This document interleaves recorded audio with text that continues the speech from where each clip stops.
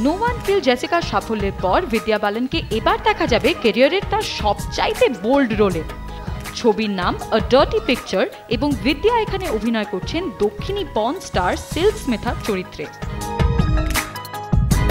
বোঝাই যাচ্ছে ছবিটি বায়োপিক এবং এই ধরনের বিতর্কিত সাবজেক্ট নিয়ে ছবি তৈরি করার সাহস দেখিয়েছেন যিনি, তার নাম একতা কাপুর।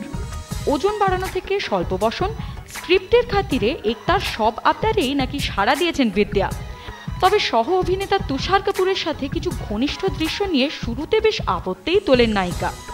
সম্প্রতি ছবির একটা স্নানের দৃশ্য শুট করতে গিয়ে বেঁধে যায় মারাত্মক কেলেঙ্কারি। ইনফেকশনে আক্রান্ত হয়ে বিদ্যার অবস্থা হয় এতটাই সংকটজনক যে শুটিং থেকে তাকে নিতে হয় কিছুদিনের টানা বিরতি। তবে সেসব কথা এখন না হয় থাক, অপেক্ষা রইল এইটা যে বিদ্যার অভিনয় সিলভার স্ক্রিনে ঠিক কতটা জীবন্ত করে তুলতে পারে সিল্ক স্মিথার বিতর্কিত জীবন।